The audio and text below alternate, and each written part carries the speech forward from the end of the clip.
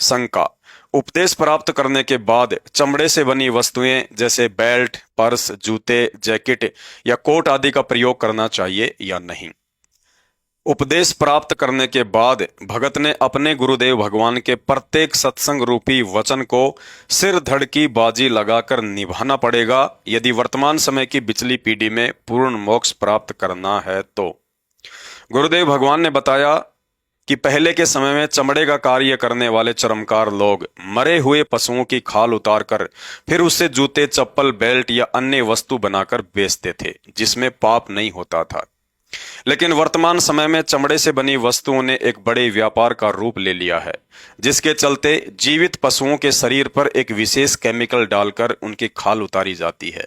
इस प्रक्रिया में पशु असहनीय कष्ट उठाता हुआ प्राण त्याग देता है, जो एक क्रूरता वाला कर्म है। इसलिए उपदेशी भाई बहनों ने गुरुदेव भगवान के आदेश अनुसार चमड़े से बनी किसी भी वस्तु का भूलकर भी प्रयोग नहीं करना है, वरना परमात्मा के दोषी बनेंगे। तत्व ज्ञान से पूर्णतया परिचित हो जाने के बाद एक भगत ने गुरु वचन और मर्यादाओं के लिए अपने स्वार्थों को एक तरफ रखकर गुरु द्वारा आदेश करने पर शीश तक दान करने के लिए तैयार रहना चाहिए। गुरुदेव कहते हैं, महिमा कीजिए संत की, तन मन धन सब दे, सिर मांगे टाला नहीं, मोर ध्वज लख ले। गुरु से ज्ञान जो लीजिए, शीस दीजिए दान, बहुतक भोंदू बह गए, राख जीव अभिमान। परमात्मा का विधान अटल है और भक्ति मार्ग में आत्माओं के लिए किसी भी नियम में कोई छूट नहीं होती है।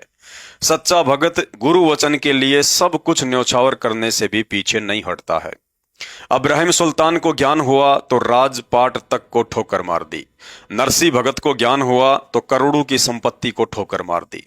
सम्मन भगत को ज्ञान हुआ तो इकलौते पुत्र की गर्दन भी काट दी। अब यदि कलयुग की इस पिछली पीढ़ी में हमें भी ज्ञान हो गया है कि गुरु वचन से बढ़कर कुछ भी नहीं है, तो चमड़े से बनी वस्तुओं का प्रयोग करना तो दूर, यदि आदेश हो जाए तो भगत ने अपने शरीर की खाल उतारकर अपने गुरुदेव भगवान के लिए चरण पादुका बनाने से भी पीछे नहीं हटना चाहिए। परमात्मा कहते हैं, यह तन विष की बेलड़ी, गुरु अमृत की खान, शीस दिए जो गुरु मिले तो भी सस्ता जान। अतः कहने का मतलब है, उपदेश लेने के बाद एक सच्चे भगत के लिए अपने गुरुदेव के आदेश की पालना करना प्रथम कर्तव्य होना चाहिए।